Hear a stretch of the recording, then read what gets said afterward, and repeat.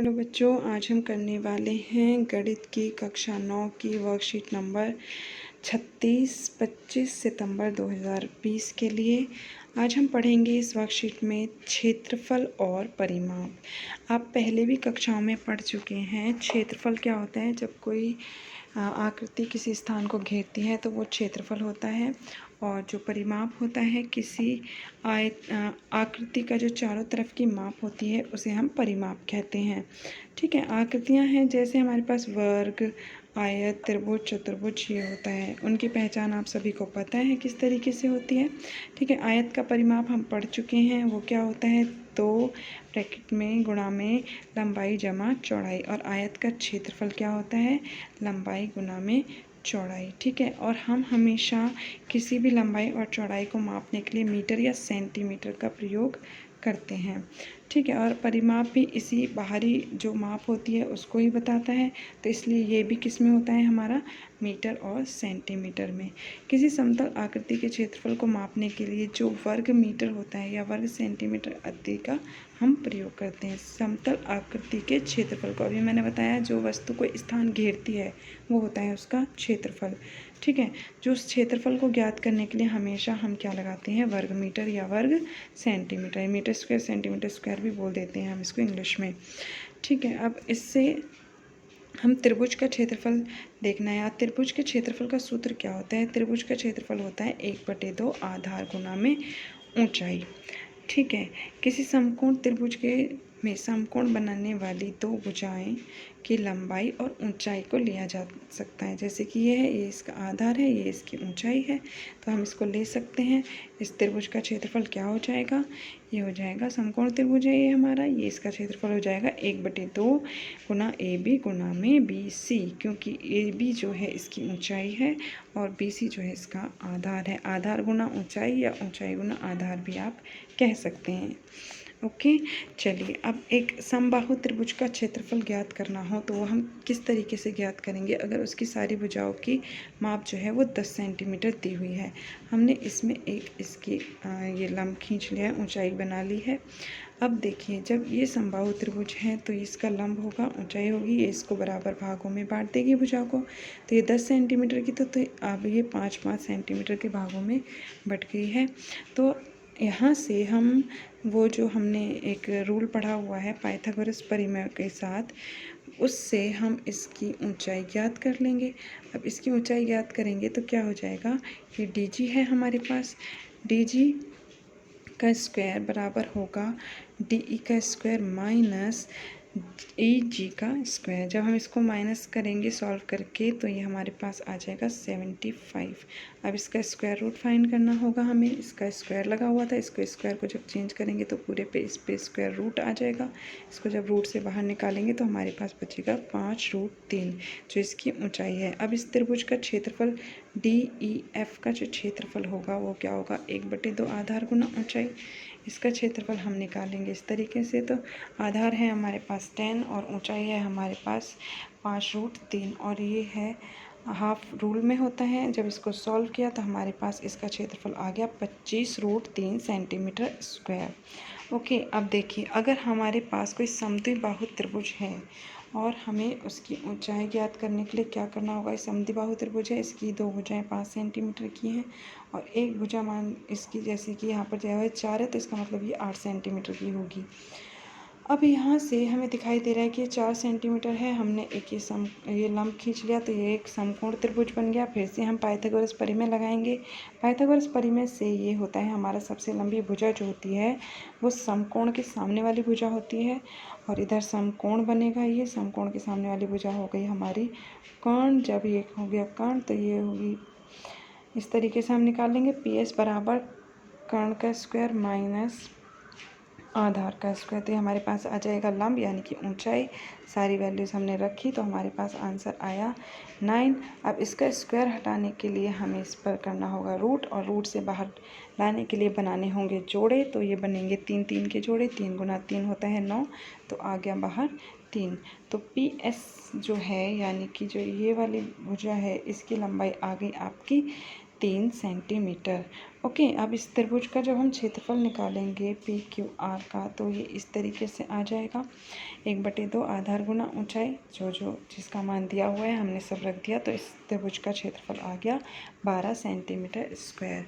ठीक है, अभी तो हमने ये बात की कि हमारे पास अगर कोई समबाहु त्रिभुज है और समद्विबाहु त्रिभुज है तो हम इस तरीके से ज्ञात कर लेंगे। अगर हमारे पास कोई विषम बाहु त्रिभुज है और उसका क्षेत्रफल ज्ञात करना है, जिसकी तीनों भुजाओं की लंबाई अलग अलग होगी, तब हम क्या करेंगे, इसके लिए हम एक अलग सूत्र पढ़ते हैं, हीरो के सूत्र।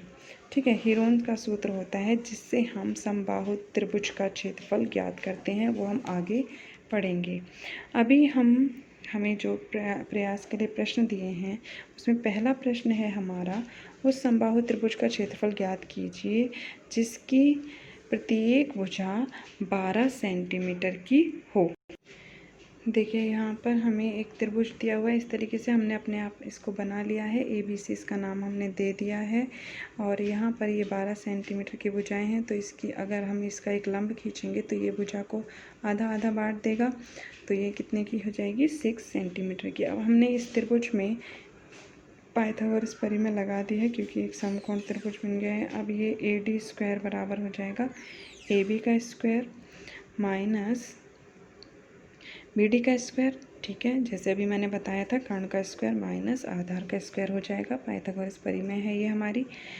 पाइथागोरस परिमेय आप सबको याद होनी चाहिए, वो क्या होती है, कर्ण का स्क्वायर बराबर होता है आधार का स्क्वायर जमा लंब का स्क्वायर। ठीक है, आप किसी भी वैल्यू को उस तरफ लेके जाएंगे इनमें से तो वो कर्ण के साथ माइनस में आएगी और दूसरे का मान हम ज्ञात कर सकते हैं। जैसे अभी हम लंब का मान ज्ञात कर रहे हैं, तो जब आधार इसके साथ जाएगा तो वो इसके साथ माइनस में हो जाएगा। ठीक है, जब ये इसके साथ माइनस में हो जाएगा तो ये आ जाएगा कर्ण का स्क्वायर माइनस आधार का स्क्वायर बराबर हो जाएगा लंब। ठीक, चलिए अब देखते हैं इसके आगे। तो ये हमने सारी वैल्यूज़ रख दी AD का मान निकालने के लिए।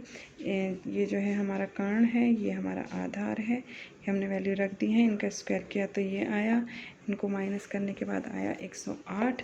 जब हम इसका स्क्वायर हटाएंगे तो ये 108 पे रूट चढ़ गया। जब हमने इसको रूट को सॉल्व किया, आपने इस तरीके से भी कर सकते हैं या फिर दूसरे मेथड से भी सॉल्व कर सकते हैं। जो जिसके जोड़े बन जाएं आप उनको बाहर निकाल लीजिए और जिसके जोड़े ना बने वह संख्या अंदर रहेगी। ठीक है, तो आप इस तरीके से इसका मान ज्ञात कर सकते हैं, ये मैंने कर दिया है।